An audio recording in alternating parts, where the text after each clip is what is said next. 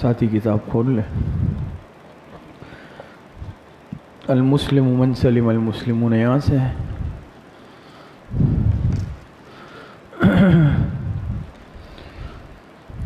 بسم اللہ الرحمن الرحیم۔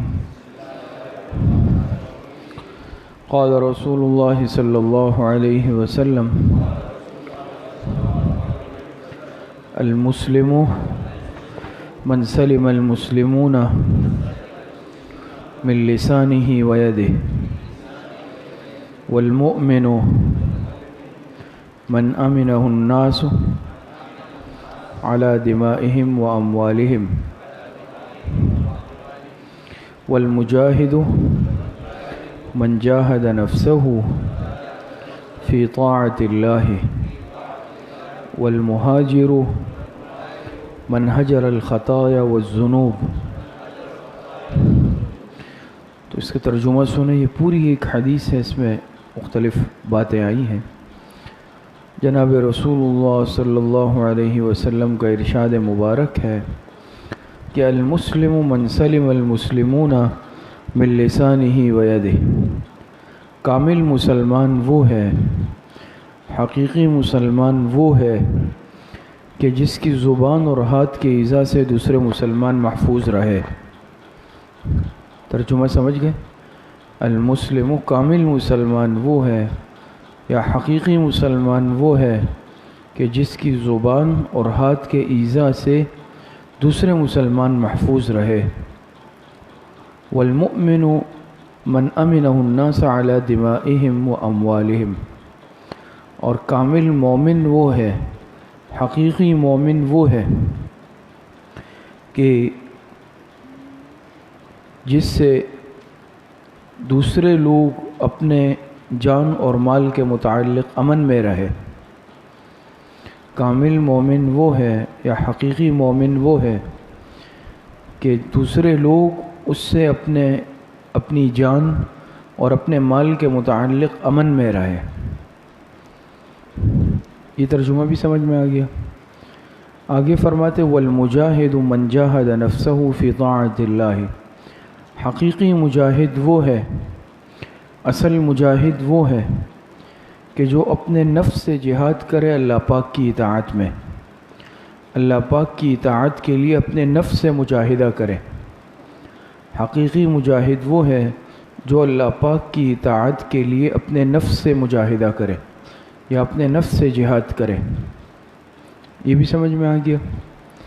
آگے فرمائے والمہاجر من ہجر الخطایا والذنوب، حقیقی مہاجر وہ ہے کہ جو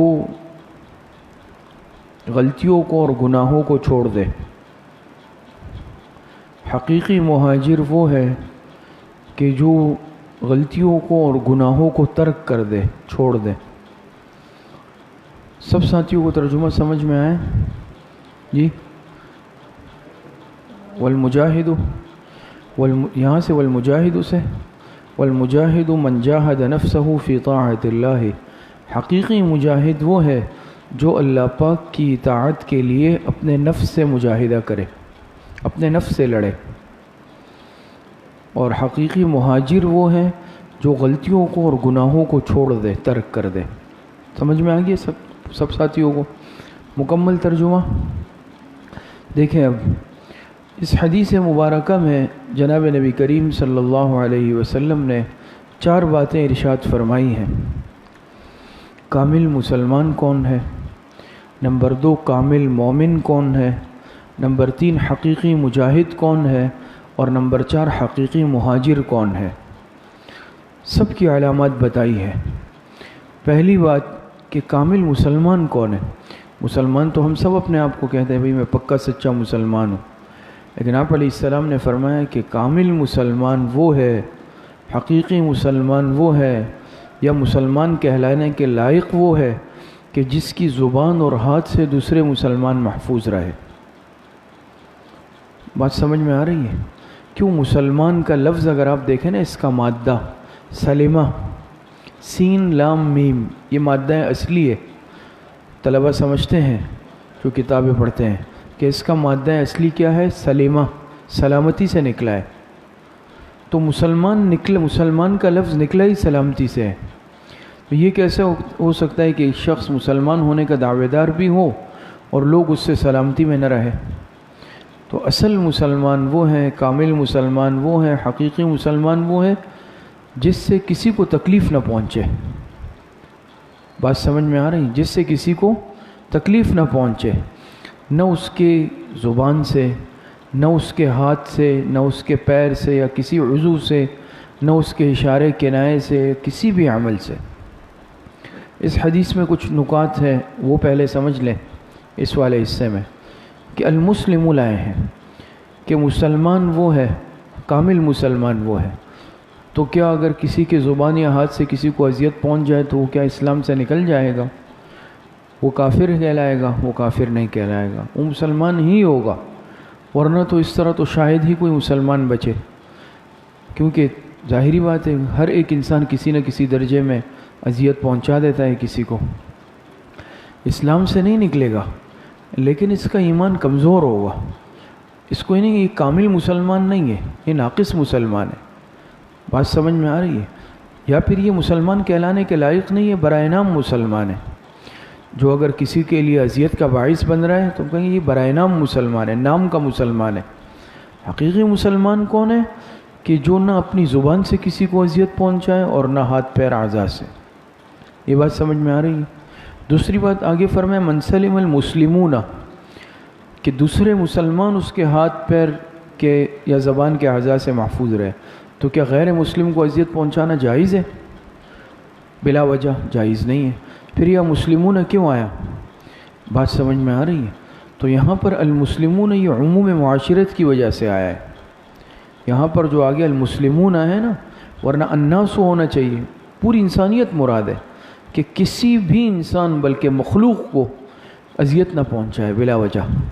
لیکن المسلمون حدیث میں آپ علیہ الصلاۃ والسلام لائے ہیں عموم بلوہ کی وجہ سے، عموم معاشرت، کیونکہ عام طور پر ہمارا رہنا مسلمانوں کے درمیان ہے، ہمارا رہنا سہنا مسلمانوں کے ساتھ ہے، اس لیے المسلمون لائے ہیں. ورنہ علماء نے لکھا ہے کہ اس میں پوری انسانیت داخل ہے. اسی لیے غیر مسلم کو بھی بلا سبب اذیت پہنچانا جائز نہیں. یہاں تک انسان کیا جانوروں کو بھی جائز نہیں، جانور کیا پودوں کو بھی توڑنا جائز نہیں. یہ بات سمجھ میں آئی؟ آگے فرمائے من لسانہ و یدہ، دو الفاظ لائیں، زبان اور ہاتھ، کہ جس کے زبان اور ہاتھ کی ایذا سے. تو کیا صرف یہ دو عضو شامل ہے؟ پیر سے اذیت لات مار سکتا ہے یا اشارے کنائے سے اذیت پہنچا سکتا ہے. اور بھی طریقے ہیں نا، انسان کسی کی نقل اتار لے، منہ چڑھا لے، بہت سارے طریقے ہیں. یہاں تو صرف دو اعضاء کو ذکر کیا، تو اس سے مراد کوئی بھی طریقہ ہے. یہاں صرف دو اعضاء کی جو تخصیص کی ہے یہ اس لیے کی کہ عام طور پر یہ دو اعضاء استعمال ہوتے ہیں. عام طور پر اذیت دینے کے لیے یہ دو اعضاء زیادہ استعمال ہوتے ہیں. یا تو انسان زبان سے ہوگا، گالم گلوچ کرے گا، تانا دے گا، فحش کلامی کرے گا، غلط بات کر دے گا، اور یا پھر ہاتھ چلائے گا. بات سمجھ میں آ رہی ہے؟ تو اس لیے ان دو اعضاء کو اس لیے لائے ہیں کہ عام طور پہ استعمال ان کا کیا جاتا ہے. ورنہ چاہے اس کے علاوہ انسان اپنا کوئی بھی عضو استعمال کر لے، لات استعمال کر لے، سر کے ذریعے سے ٹکر مار لے، اشارے کنائے میں منہ چڑھانا، نقل اتارنا، یا کوئی بھی طریقہ ہو، سب داخل ہے اس میں. یہ اس حدیث کے نکات سمجھ گئے آپ حضرات؟ اچھا، تو فرمائیں کہ المسلم من سلم المسلمون من لسانہ و یدہ، کامل مسلمان وہ ہے، حقیقی مسلمان وہ ہے، یا مسلمان کہلانے کے لائق وہ ہے کہ جس کے زبان اور ہاتھ کے ایذا سے دوسرے مسلمان محفوظ رہیں. یعنی مطلقاً آپ سمجھ لیں کہ جو کسی کو اذیت نہ دے یہ کامل مسلمان ہے. اور اگر کوئی انسان کسی بھی ذریعے سے کسی کے لیے اذیت کا، پریشانی کا باعث بن رہا ہے تو یہ پھر کامل مسلمان نہیں ہے، بلکہ اس کا اسلام، اس کا دین ناقص ہے. یہ پورا کہ پورا مسلمان ہم اس کو نہیں کہیں گے. اس کا ایمان کیا ہے؟ اس کا ایمان ناقص ہے.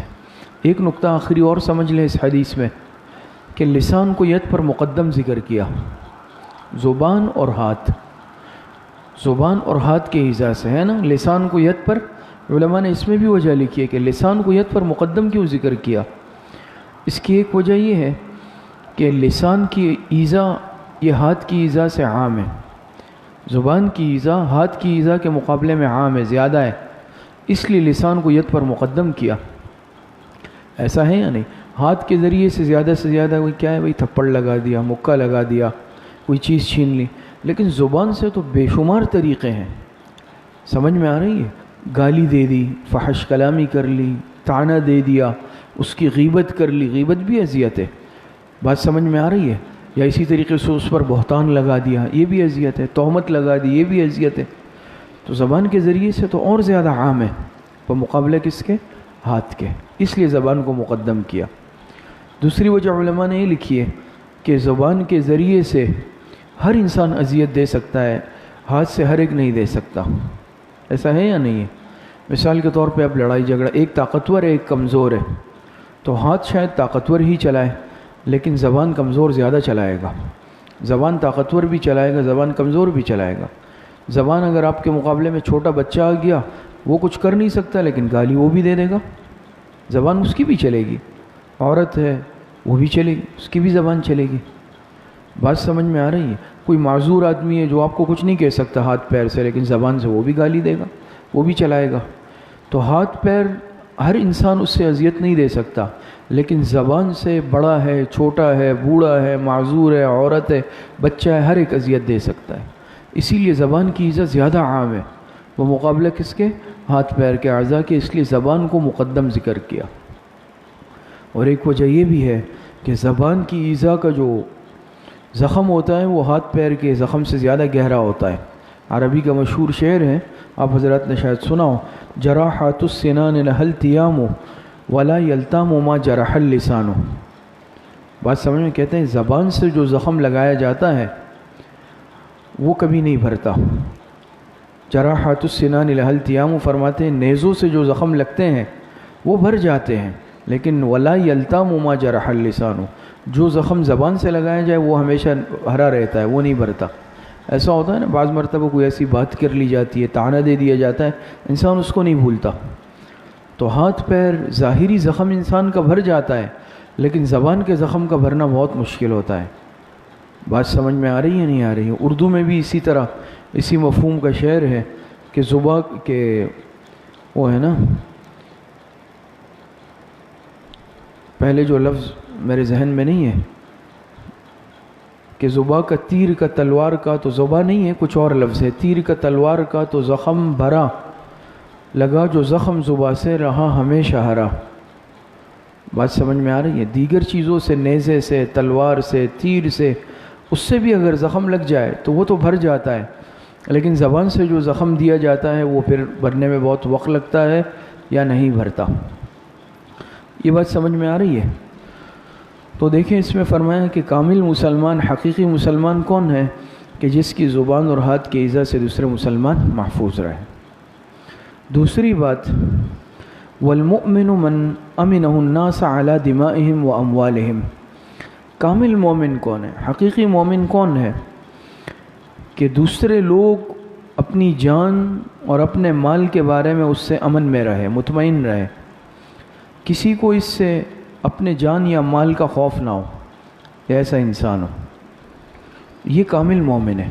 کسی کو اس سے خطرہ محسوس نہ ہو کہ یہ مجھے میری جان کو نقصان پہنچا سکتا ہے، یہ میرے مال کو نقصان پہنچا سکتا ہے، میری عزت کو نقصان پہنچا سکتا ہے. کوئی بھی اس سے یہ خطرہ محسوس نہیں کرے. اتنا قابل اطمینان انسان ہوتا ہے نا. انسان کہتے ہیں بھائی فلاں آدمی یہ قابل اطمینان ہے، ہم کہتے ہیں نا یہ جو ہے اطمینان قابل اطمینان آدمی ہے، بھائی اس سے معاملہ ہم کر سکتے ہیں. یہ فلاں جو ہے یہ قابل اطمینان نہیں ہے، بھائی اس سے ڈر لگتا ہے. بات سمجھ میں آ رہی؟ یہ فرق کیوں ہے؟ سبھی انسان ہیں، یہ فرق ہم خود پیدا کرتے ہیں اپنے اعمال سے، اچھے یا برے عمل سے. اگر انسان ظاہری بات ہے دین پر چلے گا اور ہر انسان اس سے اپنے آپ کو مأمون اور محفوظ تصور کرے گا. یہ قیمتی انسان ہے، اور خدا نخواستہ اگر کسی میں صفت نہیں ہے، ہر ایک کو اس سے معاملہ کرتے ہوئے ڈر لگتا ہے، بھئی یہ کچھ بھی کر سکتا ہے، جانی نقصان بھی پہنچا سکتا ہے، مالی بھی یا کسی اعتبار سے، اور یہ پھر کامل مومن ہے ہی نہیں، بس نام کا مومن ہے خالی، اور یہ قیمتی انسان نہیں ہے. بات سمجھ میں آ رہی ہے؟ تو کامل مومن کی نشانی ہے. کامل مسلمان کی کیا بتائی؟ کہ جس کے زبان اور ہاتھ کے ایذا سے دوسرے مسلمان محفوظ رہے. اور کامل مومن کی نشانی کیا ہے؟ کہ دوسرے لوگ اپنی جانوں کے متعلق اور اپنے مالوں سے متعلق اس سے مطمئن رہے. امن میں رہے، کسی کو اس سے خطرہ نہ ہو، نہ کوئی اپنے جان کے بارے میں اس سے خطرہ محسوس کرے، نہ اپنے مال کے بارے میں کہ بھئی یہ مجھے کوئی نقصان پہنچا دے گا یا میرے مال میں نقصان کر دے گا، میرا مال چھین لے گا، چوری کر لے گا، ہڑپ کر لے گا، یہ خطرہ بھی نہیں ہے۔ تو آپ بتائیں ایسا بے ضرر انسان کتنا کامل مومن ہوگا، کتنا قیمتی انسان ہوگا کہ کسی کو نقصان کا اندیشہ ہی نہیں ہے اس سے۔ بات سمجھ میں آ رہی ہے؟ اور وہ واقعی میں بھی ایسا ہو۔ ایک تو ہے نا بعض انسان بھئی ظاہر میں بڑا معصوم لگ رہا ہے لیکن سب سے بڑا دھوکہ اس نے دے دیا، سب سے بڑا نقصان اس نے کر دیا۔ یہ نہیں کہ لوگ بھی اس کو یہ سمجھتے ہیں اور واقعی میں بھی وہ ایسا ہو کہ کسی کے لیے نقصان کا باعث نہ ہو حقیقت میں۔ اور ایسے انسان کا پتہ عام طور پر اندازہ بھی ہو جاتا ہے انسان کو کہ بھئی یہ کس قبیل کا انسان ہے، یہ صحیح ہے صحیح نہیں ہے، وہ اندازہ ہو جاتا ہے انسان کو۔ تو یہ کامل مومن کی نشانی ہے کہ لوگ اپنے جان اور مال کے بارے میں اس سے مأمون اور محفوظ اپنے آپ کو تصور کرے۔ یہ بات بھی سمجھ گئے؟ تیسری نشانی بھی دیکھ لیں آگے، والمجاہد من جاہد نفسہ فی طاعت اللہ۔ حقیقی مجاہد کون ہے؟ ایک تو مجاہدی ہم کہتے ہیں بھئی جو میدان میں لڑ رہا ہے، تلوار اس کے ہاتھ میں، تیر چلا رہا ہے، نیزے ہیں، بندوق ہے، وہ اپنی جگہ وہ بھی مجاہد ہے۔ لیکن اس سے بھی بڑھ کر جو مجاہد ہے نا، جو حقیقی مجاہد، اس سے بھی بڑا مجاہد وہ ہے جو اللہ کی اطاعت میں اپنے نفس سے جہاد کرے۔ یہ جہاد سب سے مشکل ہے، شاید وہ حقیقی جو دوسرا جہاد ہے دشمن سے لڑنا، وہ شاید اس سے آسان ہو۔ اپنے نفس سے لڑنا یہ سب سے بڑا جہاد ہے اور یہ سب سے مشکل جہاد ہے۔ آج ہم سب اپنے نفس کے تابع نہیں ہیں، ہم اپنے نفس کے غلام نہیں ہیں، تو اصل لڑائی تو ہماری نفس سے ہے، یہ جو نفس امارہ ہے۔ وہ فرمائے حقیقی مجاہد وہ ہے جو اپنے نفس سے جہاد کرے، اپنے نفس سے مجاہدہ کرے اللہ پاک کی رضا کے لیے، اللہ پاک کی اطاعت کے لیے، یعنی کوئی بھی عمل اللہ پاک کی نافرمانی والا نہ کرے، اللہ پاک کی اطاعت کرے، اس کوئی گناہ نہ کرے۔ نفس اور شیطان لگے ہوئے آفاق دیکھو کوئی بچہ اس سیڑھیوں میں بھگا دو اس کو۔ بات سمجھ میں آ رہی ہے؟ فی طاعت اللہ، اللہ پاک کی اطاعت میں۔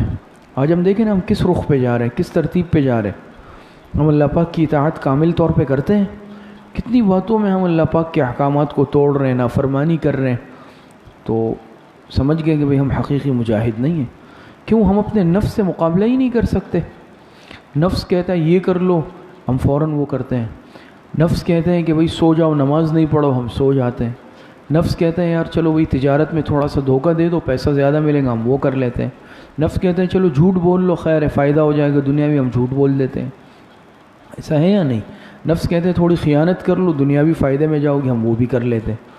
تو مطلب یہ ہے کہ ہم نفس سے مغلوب ہو رہے ہیں، ہم نفس سے مقابلہ نہیں کر پا رہے۔ نفس کہتے ہیں بھئی فلاں کی طرف دیکھ لو، ہم دیکھ لیتے ہیں۔ غلط ڈال بد نظری کر لو، ہم کر لیتے ہیں۔ زبان سے غیبت کر لو، ہم کر لیتے ہیں۔ ہم نفس کی مان کے چل رہے ہیں۔ لیکن حقیقی مجاہد وہ ہے جو نفس سے مقابلہ کر رہا ہے، ڈٹ کے مقابلہ کر رہا ہے، نفس کی مخالفت کر رہا ہے۔ بات سمجھ میں آ رہی ہے؟ تو وہ ہم خود دیکھ لیں، ہم اور آپ خود اندازہ لگا سکتے ہیں کہ میری آنکھ میرے قابو میں ہے، میری زبان میرے کنٹرول میں ہے، میرے کان میرے قابو میں ہے، میرا دل دماغ شرمگاہ میرے قابو میں ہے، میرے معاملات ٹھیک ہے، میں اللہ پاک کے احکامات پہ چل رہا ہوں یا نفس کے کہنے پہ چل رہا ہوں۔ تو یہ میں خود دیکھ لوں، ہر انسان اپنا جائزہ خود لے لیں۔ تو حقیقی مجاہد تو وہی ہے جو اپنے نفس کا مقابلہ کر سکتا ہو، جو نفس کو چت کر لے۔ کہتے ہیں نا کہ حقیقی پہلوان وہ نہیں ہے جو انسان کو پچھاڑ دے، بلکہ حقیقی پہلوان وہ ہے جو اپنے نفس کو پچھاڑ دے، یہ پہلوان ہے اصل۔ تو آج نفس سے ہمارا مقابلہ ہے، لیکن ہم دیکھ لیں کہ نفس مجھ پہ غالب ہے یا میں اپنے نفس پہ غالب ہوں۔ دو چیزیں انسان کے ساتھ لگی ہوئی ہے، نفس اور شیطان، دونوں ہی ہم پہ غالب آ جاتے ہیں اور ہم کمزور، تو یہ تو ہم مجاہد نہیں ہیں نا، اور ہم ہتھیار ہی ڈال دیتے ہیں فوراً، ہم مقابلہ بھی نہیں کرتے۔ ایسا ہے نا کہ نفس کہہ رہے بھئی ایسا کرو، کہہ رہے بھئی میں نہیں کر رہا ہوں، نہیں کر رہا ہوں، اپنے تقاضوں کو دبا دے، اس خواہش کو دبا دے، اس شیطانی خواہشات کو ہم دباتے ہیں، ہم نہیں دباتے، ہم عمل کر لیتے ہیں۔ تو پتہ چلا کہ بھئی ہم تو مجاہد نہیں، ہم تو ہتھیار ڈالنے والے لوگ ہیں۔ کچھ بات سمجھ میں آ رہی ہے؟ تیسری علامت یہ ذکر کی، تیسری بات یہ ذکر کی آپ علیہ السلام نے کہ بھئی حقیقی مجاہد ہے کون؟ وہ ہے جو اپنے نفس کا مقابلہ کر لے، ڈٹ کر کرے اور نفس کی مخالفت کر لے۔ چوتھی بات، والمہاجر من ہجر الخطایا والذنوب، حقیقی مہاجر کون ہے؟ حقیقی مہاجر ہم تو بھئی آج یہ سمجھتے ہیں بھئی جو فلاں جگہ سے ہندوستان سے ہجرت کی وہ مہاجر ہے، یا کوئی خاص اپنے لیے کہ بھئی میں صرف مہاجر ہوں۔ مہاجر کہتے ہیں ہجرت کرنے والے کو مہاجر، پھر چاہے انسان کسی علاقے سے کرے، ملک سے کرے، دارالکفر سے کر لے، مہاجر کہلاتا ہے۔ یہ کوئی خاص قومیت کی طرف نہیں ہے اس سے اشارہ، کوئی خاص قوم ہے یا خاص زبان والے ہیں تو وہ مہاجرین۔ مہاجر تو ایک لفظ ہے، مہاجر یہ ایک لفظ ہے، ہجرت کرنے والا۔ حضور علیہ الصلوۃ والسلام اور صحابہ نے ہجرت کی تو وہ صحابہ جو مکہ سے مدینہ گئے وہ کیا کہلاتے ہیں؟ مہاجرین۔ آج افسوس کی بات یہ ہے کہ ہمیں لسانیت اور اس چیزوں میں اتنا مبتلا کر دیا گیا کہ اس کو ایک علامت اور شناخت جو ہے اپنے لیے بنا کے ہم اس کو آپس میں لڑائی کا اور باہم دست و گریبان ہونے کا ذریعہ بناتے ہیں۔ ایسا نہیں ہے۔ آپ علیہ السلام نے مہاجرین اور انصار میں جو مواقعات قائم کی وہ ہم اپنے سامنے رکھ لیں۔ بات سمجھ میں آ رہی ہے کہ تمام مسلمان چاہے وہ کسی زبان والے ہیں، کسی علاقے والے ہیں، دین کے رشتے کے اعتبار سے وہ آپس میں بھائی ہیں۔ بات سمجھ میں آ رہی؟ انما المؤمنون اخوہ۔ ایک بات تو یہ ہو گئی کہ انسان یہ تصور نہ رکھے۔ بات سمجھ میں آ رہی ہے؟ پھر اس عنوان پر خدا نہ خواستہ انسان باہم دست و گریبان ہو، کسی کے لیے دل میں آپس میں مسلمان نفرتیں رکھے، یہ ایک مسلمان کا کام نہیں ہے۔ دوسری بات یہ ہے کہ حقیقی مہاجر ہے کون؟ حقیقی مہاجر کون ہے؟ میں اپنے آپ کو مہاجر کہہ رہا ہوں کہ بھئی میں نے ہجرت کی، میں مہاجر ہوں۔ دوسرا کہہ رہا ہے میں نے ہجرت کی، میں مہاجر ہوں۔ تیسرا کہہ رہا ہے میں نے بھی کی ہے، میں ہوں۔ تو ٹھیک ہے، اگر ہجرت کی ہے تو وہ اس اعتبار سے مہاجر ہے، ایک ملک سے دوسرے ملک کی طرف، ایک شہر سے دوسرے شہر کی طرف، وہ اپنی جگہ۔ بات سمجھ میں آ رہی؟ ہجرت کرنے والا کہلائے گا۔ لیکن حقیقی مہاجر آپ علیہ السلام نے فرمایا یہ نہیں ہے۔ حقیقی مہاجر وہ ہے، یہ نہیں ہے کہ جو اپنے ملک کو چھوڑ دے، جو اپنی زمین اور وطن کو چھوڑ دے۔ حقیقی مہاجر وہ ہے جو گناہوں کو چھوڑ دے، جو گناہوں کو خیر آباد کہہ دے، گناہوں کو خدا حافظ کہہ دے، یہ حقیقی مہاجر ہے۔ اور یہ ایک علاقے سے دوسرے علاقے کی طرف جو انسان ہجرت کرتا ہے، یہ اس ہجرت سے بھی مشکل ہے۔ اسی لیے یہ مہاجر کیا ہے؟ یہ مہاجر حقیقی مہاجر ہے، اس سے بھی افضل ہے۔ کیوں؟ آج دیکھ لینا، ہم گناہوں سے ہجرت کرتے ہیں، گناہوں کو ہم چھوڑتے ہیں، ترک کرتے ہیں؟ نہیں کر رہے۔ ہم گناہوں کو ترک نہیں کر رہے نا۔ قرآن کریم میں اللہ پاک ارشاد فرماتے وَذَرُوا ظَاهِرَ الْإِثْمِ وَبَاطِنَهُ، ظاہری گناہ بھی چھوڑ دو، باطنی گناہ بھی چھوڑ دو، ہر طرح کے گناہ چھوڑ دو، یعنی گناہوں سے ہجرت کر لو نیکیوں کی طرف۔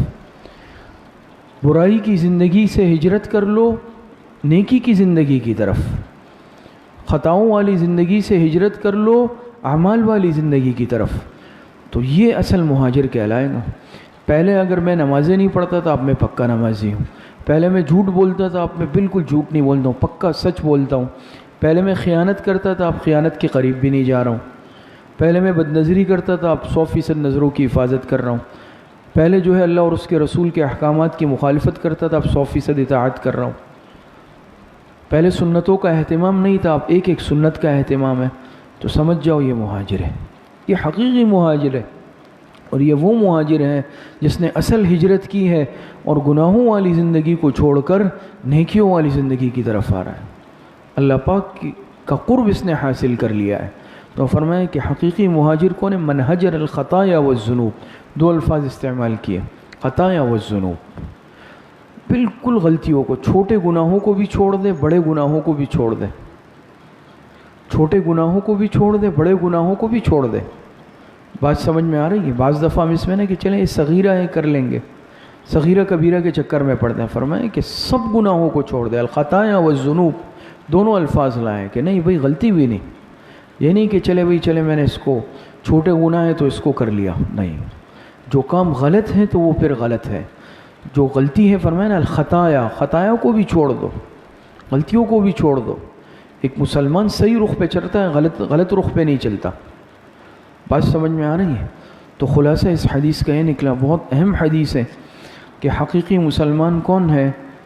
کہ جو دوسرے مسلمان اس کے زبان اور ہاتھ کی ایذا سے محفوظ رہے۔ کامل مومن کون ہے؟ کہ دوسرے لوگ اپنی جانوں کے متعلق اور اپنے مالوں کے متعلق اس سے امن میں رہے۔ اور حقیقی مجاہد کون ہے؟ جو اپنے نفس سے جہاد کرے، اپنے نفس سے لڑے، اللہ پاک کی رضا کے لیے، اللہ پاک کی رضا کے اطاعت کے کاموں میں۔ حقیقی مہاجر کون ہے؟